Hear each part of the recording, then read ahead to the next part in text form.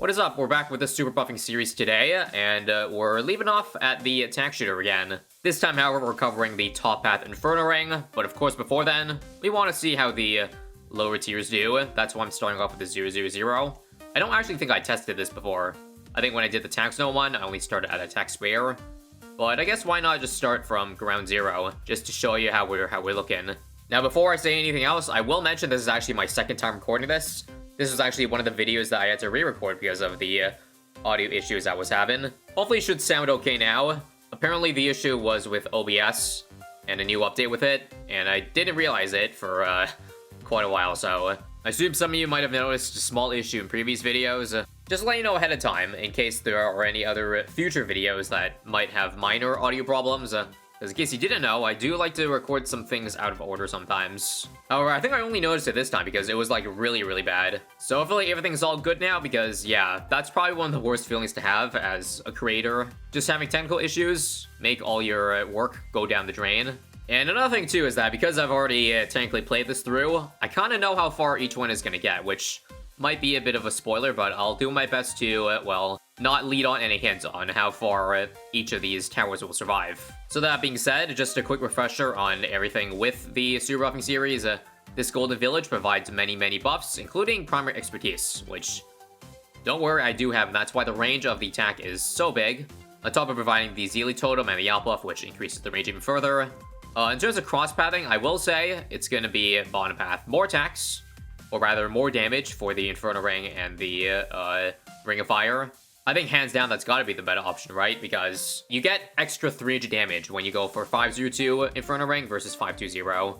Pretty big difference, especially when with 520 you get +1 pierce on the meteor, but you can kind of get a lot of pierce anyways just by, well, all the buffs that are already being given, especially with the expertise. So on that note, I gotta say, it's far more superior to go for bottom crosspath, and also, it doesn't seem like tank can beat 96. We'll try one more time. But seems like we're getting overwhelmed. Actually, never mind. Just restarting the round. Seems to do the job, even though pretty much nothing changed. It's not like I can even target the attack to change things up in a round. It's just RNG. That being said, 97 looks like the end, for sure. So I guess now we'll just go ahead and do a 202. I'm gonna skip the tier 1s because it's pretty much the same thing. Faster shooting and more attacks. And now we should see the damage is, yeah, a lot better. And on that note, I should also mention that there is an extra mod I added, because due to a couple comments I mentioned, saying it'd be nice to see a DPS counter. Well, if you take a look at the top right corner, you will see that there is a number, and that number is the DPS. Thanks Timothy for making this mod. It's actually available for a while, but I guess it never crossed my mind to add it.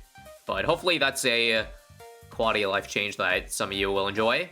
Not to say I won't mention the DPS anymore, but you will be able to see the exact number, which is better than just me estimating it, I guess. So that being said, how much damage DPS does a 202 attack do to a bad? Well, looks like about 2,000 DPS I see. I can't tell if all the attacks are hitting there, but I think so since the bad hitbox is so big. And also, yes, we are doing longs instead of resort. The thing is, with resort, it's better for attacks if the main damage you're getting from the attack is like the attacks itself. But because I'm almost certain that the meteor attack is going to do by far the most damage, because 1k versus like what? I think the base stack is 8 for the Inferno ring. Something along the lines of that. I think you'd be better off going for, like, way more track coverage rather than just a really good spot to get the main attack in. Plus, I'm pretty sure once you upgrade the Inferno ring fully, the range will be so big that you will be able to pretty much get nearly full map coverage on logs versus Resort where, you know, there's a giant corner where it doesn't end up shooting. So that being said, I think I just saw 27,000 DPS from just a lonely 202 attack. And that's still with, I think, the bottom attacks not having anything to hit. However, I think it's going to get Pierce capped here. Unless... Wow, we leaked a blue balloon. Well, can't say I'm surprised that a 202 is doing so well. Because, again, you know, low damage, fast attack speed, low pierce. Makes for a really good tower when max buff now. Let's see if it can actually do enough bad damage here on 119. I don't think so. Actually, no, it can. Looks like it can actually pop the bads. I just don't know if it'll take down all the ZMDs in time, though. Nah, who am I kidding? This attack is just insane. Well, there's 119 done. I mean, I guess I shouldn't be surprised, because the 203 attack went to 140 on Resort, I believe, so... Yeah, I mean, this thing is only, like, what? half the strength of the 203, so it makes sense. Now let's just see if we can get through 122 just by restarting the round. Yeah, that amount of mobs definitely leads to pierce capping. And we're gonna leak every time there. Okay, so let's see what difference Hot Shots makes. I don't think this will actually be much different, or if it is, very marginal, because this thing actually doesn't give you more attacks or attack speed. It's just +1 damage, which, when the attack already has like 10 damage, well, that's, well, a 10% increase. So way less than the increase you'll be getting if, like, you know, there were no buffs on the attack. And it looks like, well, somehow that did even worse. So I guess we're just skipping the Hot Shot straight to Ring of Fire, which might, I feel like, do worse single target-wise, but should definitely help us beat this clump of balloons. So let's see. Yeah, it's only BFPs and mobs this round, so can't say I'm surprised about that. Oh, and also I forgot to mention, well, at least over here you see that there is also the Gwen buff that we're getting, so it seems like we're kind of double dipping in the heroes. Not really much I can do about that, because otherwise I need to add the heroes itself. The village, I suppose, basically gives you every hero buff possible on that tower. So yeah, I know. Sometimes the rules for the super buff series bends a little bit for each tower. But hey, it's not like we're doing scientific research or anything, right? Well, either way, it's also funny to mention that even though the range of the Ring of Fire is really big, the sprite doesn't actually make it or show any bigger. Which I didn't realize this entire time, but yeah, that is the thing. That is the thing, alright. We're really close to dying to DDTs on 128, so I wouldn't be surprised if this kills us. Looks like it's getting really close, but if we can keep the homeland up, then we'd be okay. Actually, no. Okay, I don't know how we leak a single chemical ceramic, but that apparently takes away exactly the amount of lives that, like, we have. Unlucky, I guess. Well, this might be one of the earliest times we're jumping from a tier 4 to tier 5 in one of these super buff tests, but we gotta do it. The Inferno ring. Gotta set it on strong, of course, for that bad targeting, and let's see it go to work. And let's see the DPS. Already, nearly 100k I saw for a brief moment. And yeah, I gotta say this is definitely one of the more satisfying super buff tier 5s. You just see constant meteor attacks coming out. How much is it shooting? Like 3 meteors per second? Kind of seems like it. So it kind of sounds like we'd be doing like 3 key DPS just with the meteors alone to a single target bad, which we will find out next round on 140. So let's take a look. We can slow down and see the exact DPS. No, 5.3k. So we're technically shooting out 5 meteors per second. Again, if the math adds up, which I think it is, and also, now that the main attacks come in, we are up to 9,000. And actually, that's kind of crazy to me, that the main attack does 4,000 DPS, because I didn't think it would do that much, considering it's counted as, like, 1 projectile, if that makes sense. Like, if you've ever seen me say something like, upgrading from Hot Shots to Ring of Fire would be a downgrade to mold damage, because instead of 12 projectiles, you now get 1. Well, that does hold true, but surprisingly for, again, 1 projectile, that's quite a lot of DPS. In fact, almost pulling its weight equal to the Inferno Ring Meteor, so yeah. I think we could certainly go a long way with this guy. And again, DPS-wise, we're looking at 120k at some points, 140k right there. However, that's still pretty far from its maximum potential, because, well, we're killing things too quickly for there to be enough balloons on the screen for this thing to get pierce caps. So it definitely seems like the potential is off the limits. And this is really just the Inferno Meteor that's doing all the damage. Balloons aren't even getting into the main attack range. And yeah, who really needs extra range? Because you already see with the main attack, well, I wouldn't say it's got nearly full map coverage, but there's really only 2 spots where it won't attack, where it is the entrance and that, you know, bend in the middle. Otherwise, pretty much everything in its radius is going to be sprayed, burned with 4,000 damage per second. I would make a prediction right now for how far it's going to survive, but again, since I already kind of know, well, I will just tell you that my initial prediction before, when I did my first run, was about 190 or so, so place your bets over and under.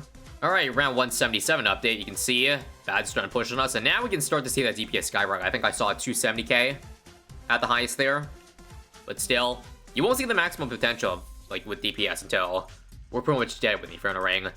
Also, it's really satisfying just seeing all these Inferno Ring balls go in swirls. Like, they pretty much all go with the same homing pattern, which I guess isn't a surprise. Also, I should mention that I think the Inferno Ring Meteor has a really slow homing effect. So I think that might add to why you're seeing so many that are on the screen at once, because, well, they have a really high pierce, probably like 12 or something like that, so they're trying to keep finding the targets to, well, hits. But because they home so slowly, it takes a while for it to go to its next target. At least that's my assumption. And I should mention at this point that we have already surpassed the rounds for the Ray of Doom and the Sky Shredder, so pretty impressive. Although I guess the Sky Shredder is like cheaper than the Inferno Ring, right? Well, pretty close in price, but the thing is, you don't really expect the Inferno Ring to do to do this much, right? Well, I guess you could say that before the Inferno Ring meteor was added. Yeah, fun fact for those who don't know, this Inferno Ring was so bad on release that all it had for it was the main attack, not the Inferno Ring meteor balls, which was added like way later. So for the longest time at the start of the game here, this thing pretty much saw zero use. Also, let's not forget the fact that the lag is pretty much non-existent with this tower, which I don't know if that's surprising or not, but surely is a welcome sign. Because that does matter too, since usually the point with these super buff tests is just to see how they do late game and whether or not it's worth adding to your loadout. Like damage-wise and FPS-wise, because no one wants to drop a tower that might survive you maybe one more round, but takes you twice as long because of the amount of lag it produces. That to me is definitely something you gotta watch out for, and now ZMGs are getting very far. I don't think we can make it to 200 since you already saw that bads, like normal bads, get halfway, so we ain't pop in round 200, but if we can get there, I will be impressed, because that's the round that Taxstone got to. Again, I know Taxstone's half the cost, but you just know that tower is supposed to be good.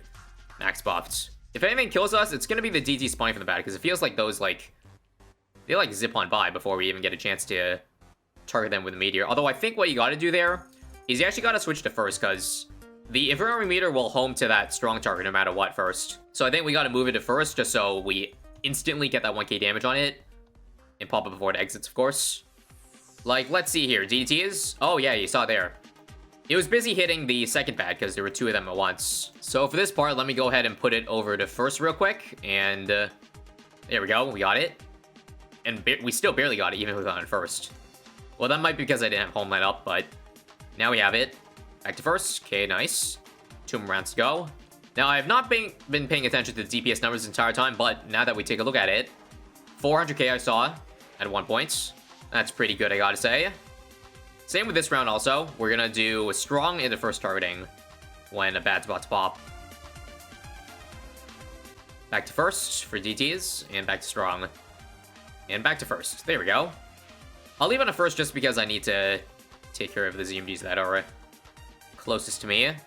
And if we can beat this last bad here, then we got in the bag. Come on, ZMGs. And there it is. So again, you already know that we do up to 90 DPS with the F-Bad here, but that's unfortunately not enough. But of course, we can see how much we can damage it. And surprisingly, we're putting out a good amount of damage on the bad. Not enough to pop it, but down to 60%, 80%? Yeah. That last phase means we got about 80, 82, 83%. Pretty good, I gotta say. So yeah, hope you enjoyed the Max Buff Showcase, and once again, if there's another tower that I haven't covered yet that you would like me to try out when super buff, then let me know. Otherwise, check out the playlist for other super buff towers if you missed those. Stay tuned for more, and see you next time.